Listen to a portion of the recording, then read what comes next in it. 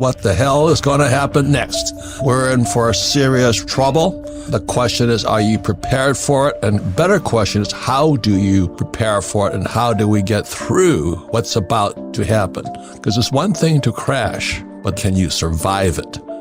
Now, I want you to know 25 years ago, what Richard was saying was blasphemous. It's treasonous. How dare he talk about that? And the problem is, it's true today. His books were prophetic, they were calling what's coming right now. So problem with most people is they're stuck in microeconomy. They don't see the big picture. And I would estimate 90% of Americans just believe, don't worry, America will bounce back. Happy days are here again. And as a U.S. Marine, we call the people who are stuck in the microeconomy, they got their heads up their asses. They can't even see what's happening in the real world. So I talked to many real estate agents here in Arizona and said, don't worry, interest rates are going up and all this stuff, but don't worry, Arizona is hot. That's true because the people are migrating out of California, Chicago, New York, and now Florida, they're moving here, So Arizona is good. So on the micro scale, these real estate agents are accurate. They're going, I don't have to worry, man. I live in Arizona. So that's having your head up your ass as far as I'm concerned because you can't see the macro. And when you look at the macro, the whole world is collapsing around them. And it's going to be good for Arizona, maybe because people will move here and all this stuff. Let's say that China whacks Taiwan. Well, that's good for me in Hawaii because all those Taiwanese will move to either California, Arizona, or Hawaii. So that's micro and macro. So let me give you the definition of micro is you got your head up your ass. You better stand around and take a look at what's going on. Richard has been to our events and he's taught, and people always get blown away because they find out how micro they are. So my friend, you've been calling this for a long time. The dollar is in crisis, isn't it? Well, so our economic system is in crisis, and I'm really worried now that we're on the verge of a serious economic crisis that could see the destruction of trillions of dollars of additional wealth before this thing is over. Give me a break. Are we corrupt or what? Has it been corrupted? Capitalism, in my view, became corrupted at the fundamental level when we stopped backing dollars with gold. Yes. And to make a long story short, this unleashed an explosion of credit. Credit absolutely exploded. Total credit or total debt in the United States grew from $1 trillion when I was 3 years old in 1964 to $91 trillion now. From $1 to $91 trillion in my lifetime. And during that process, that created a great deal of wealth, a great deal of economic growth in the United States and all around the world. But our economy became addicted to credit growth. Our economy must have credit growth to stay out of crisis. And now credit is contracting when you adjust it for inflation. So this is a very serious problem for our economic system, which I call creditism rather than capitalism, since it's driven by credit growth. I want you to pull your head out of your butt and take a look at the world, because Richard sits in Thailand. He's an American.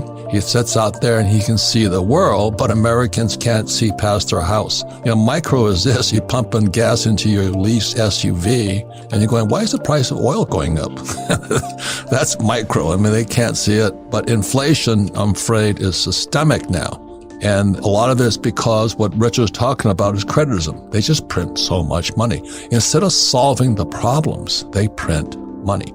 And now it's going to backfire on everybody. Nord Stream 2, they torpedoed the pipeline. You have the war in the Ukraine. The English pound crashed. Japan's yen is in serious trouble. And I guess North Korea fired some rocket at the Japanese. You have inflation being systemic. And you have the BRICS. BRICS, Brazil, Russia, India, China, South Africa. You want to take anyone on? First of all, what happened to the English pound? Because that's with the gilts and all that other stuff. Gilts is a government bond or something like that from England. Right. That was the second blow we've experienced in the last 2 weeks. What happened there was the new English Prime Minister and her finance minister announced very large tax cuts, very, very large tax cuts, with a lot of this going to the wealthy people, the wealthiest parts of society. And that meant that the UK government was going to have to borrow a great deal of additional money just at the time when the Bank of England, which had been buying government bonds through its quantitative easing program, it was planning to start selling government bonds. So suddenly, England looked like a third world country. Its interest rates on its government bonds doubled in about a 2-week period. They went from 2% on a 10-year government bond yield to 4%. Normally, that would make the currency appreciate, but the English pound started dropping like a rock. On Monday morning, it dropped to 103 to the dollar, the lowest in history.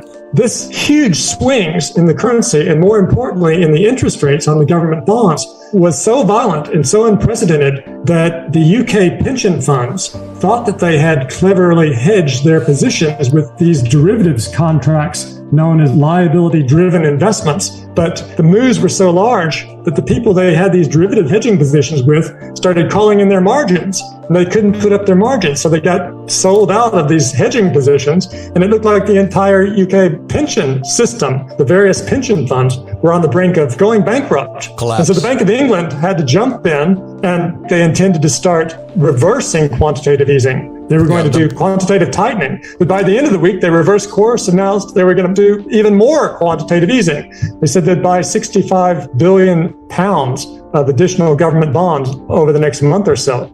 And that has restored calm temporarily. And in fact, it's injected a bit of euphoria in all the markets because investors hope that since the Bank of England reversed course and started loosening monetary policy, they hope the Fed is going to do the same thing. The point here is this: what does it mean to the English people? Because their pensions are about to collapse. And the Bank of England is the Fed, the same as our Fed. When they start printing more money, what does that mean? Inflation, or are they trying to avoid a depression? What were they doing? Well, the first move is to try to avoid a depression. That was what they had to do first. They had to act as a lender of last resort. No one else would provide money to support the financial system in England. And so England said, we'll do it. We'll create a bunch of money and we'll restore order. And they did. That's been the problem since about 1998 when long-term capital management crashed and the Fed had to bail out a hedge fund. And Jim Rickards, his question was back then, who bails out the Fed? And I think we're kind of there now. Who's going to bail out the Bank of England? And who's going to bail out the Fed and all the Bank of Japan and all these central banks? Well, the central banks have had it very easy for the last 3.5 decades because globalization was extremely deflationary.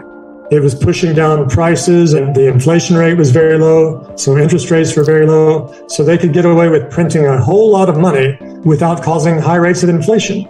And by printing a lot of money, they would buy government bonds, and that would finance government spending and let the government spend a lot of money and stimulate the economy that way.